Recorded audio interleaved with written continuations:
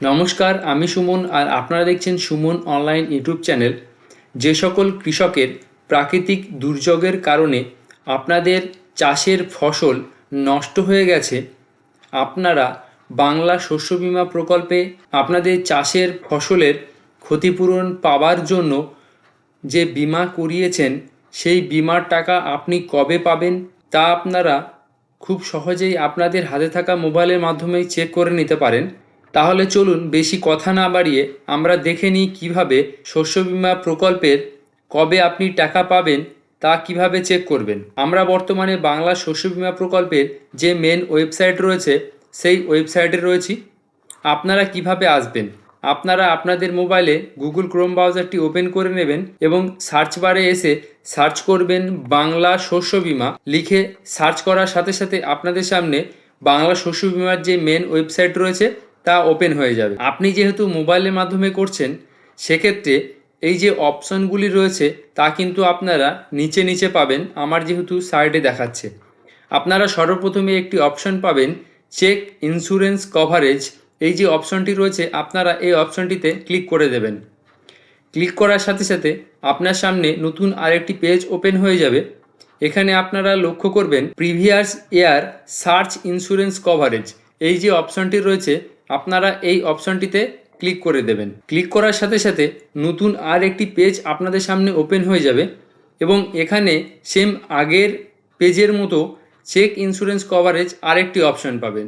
এই অপশনটিতে আপনারা ক্লিক করে দেবেন। ক্লিক করার সাথে সাথে আপনাদের সামনে বাংলা শস্য বীমা প্রকল্পের আরও একটি নতুন পেজ ওপেন হয়ে যাবে। এখানে enter your voter card number, আপনি আপনার ভোটার কার্ড নাম্বারটি এখানে টাইপ করে দেবেন এবং এখানে খারিফ ফসল আপনারা সিলেক্ট করে নেবেন এবং 2022-এর জায়গায় আপনারা 2023 এটি সিলেক্ট করে নেবেন। আপনি মোবাইলের মাধ্যমে করছেন, সেক্ষেত্রে হয়তো বা এই সার্ভারে প্রবলেম থাকার কারণে আপনি এগুলি ঠিকমতো সিলেক্ট নাও করতে পারেন, সিলেক্ট হয়তো বা নাও হতে পারেন। আপনারা একটু চেষ্টা করবেন, না হলে আপনাদের এটি কিন্তু কম্পিউটারের মাধ্যমে করতে হবে।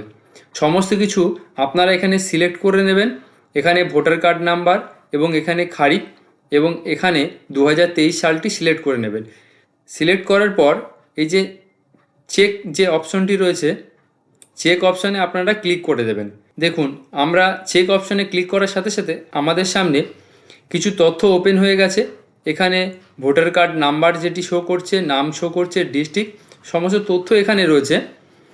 এবং আপনারা লক্ষ্য করলে দেখতে পারবেন ডাউনলোড সার্টিফিকেট বলে একটি অপশন রয়েছে। আপনারা এই ডাউনলোড সার্টিফিকেট এই অপশনটিতে ক্লিক করবেন।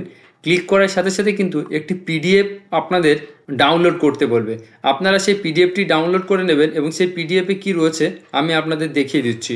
দেখুন, এরকম একটি পিডিএফ আপনাদের সামনে ওপেন হয়ে যাবে এবং এখানে অ্যাপ্লিকেশন আইডি এবং এখানে দেখুন ইন্স্যুরেন্সের যে অ্যামাউন্ট তা এখানে দেওয়া রয়েছে এবং এখানে অ্যাপ্লিকেশন আইডি। আপনারা কিন্তু এই যে অ্যাপ্লিকেশন আইডিটি, এই অ্যাপ্লিকেশন আইডিটি কিন্তু লিখে নেবেন, কারণ পরবর্তীতে কিন্তু এটি আপনার লাগবে। তাই আপনি এই অ্যাপ্লিকেশন আইডি নাম্বারটি লিখে রাখবেন, নাহলে এখান থেকে কপি করে রাখতে পারেন। মেইন যে গুরুত্বপূর্ণ বিষয়, আপনারা সেই পিডিএফের নিচের দিকে 5 নম্বর যে অপশনটি রয়েছে, দেখুন আমি এখানে হাইলাইট করে রেখেছি, এখানে একটি লিঙ্ক দেওয়া রয়েছে।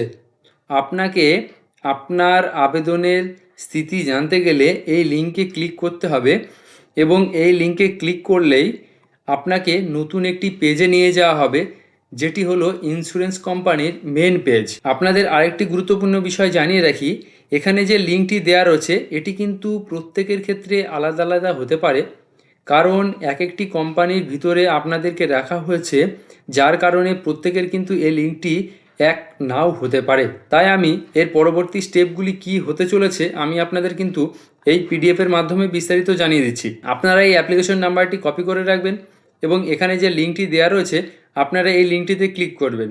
ক্লিক করলেই ইন্স্যুরেন্স কোম্পানির যে পেজ, সেই পেজে আপনাদের নিয়ে যাওয়া হবে এবং সার্চ বারে দেখবেন ওখানে একটি সার্চ বার দেয়া থাকবে এবং অ্যাপ্লিকেশন আইডি অপশন সিলেক্ট করতে বলবে। আপনারা অ্যাপ্লিকেশন আইডিটি সিলেক্ট করে নেবেন। সিলেক্ট করে এখানে যে অ্যাপ্লিকেশন নাম্বারটি আপনার থাকবে সেই আইডি নাম্বারটি ওখানে ফিল করে দেবেন। ফিল করে সার্চ অপশনে ক্লিক করলেই আপনাদের সমস্ত তথ্য আপনারা ওখানে দেখে নিতে পারবেন যে আপনার ইন্স্যুরেন্সটি অ্যাপ্রুভ হয়েছে কি প্রসেসে রয়েছে, সমস্ত বিস্তারিত তথ্য কিন্তু আপনারা জেনে নিতে পারবেন।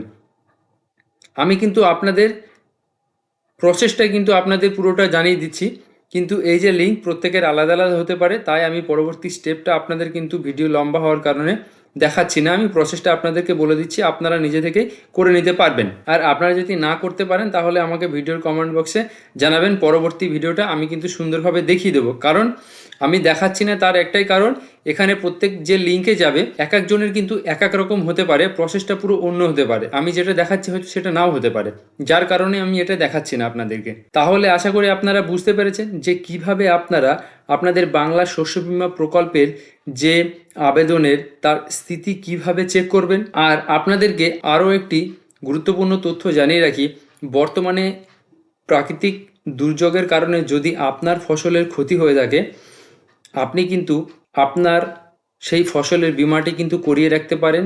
বাংলা শস্য বীমা প্রকল্পের নাম নথিভুক্ত কিন্তু এখন চলছে, আপনি আপনার কৃষি দপ্তরে গিয়ে খোঁজ নিতে পারেন। আমাদের দেওয়া এই তথ্য যদি আপনার ভালো লেগে থাকে তাহলে ভিডিওটিকে অবশ্যই লাইক করবেন, এবং আপনি যদি আমাদের চ্যানেলে নতুন হয়ে থাকেন তাহলে চ্যানেলটিকে সাবস্ক্রাইব করে বেল আইকনটি প্রেস করে অল নোটিফিকেশন অন করে রাখবেন গুরুত্বপূর্ণ লেটেস্ট আপডেট সবার আগে পাওয়ার জন্য।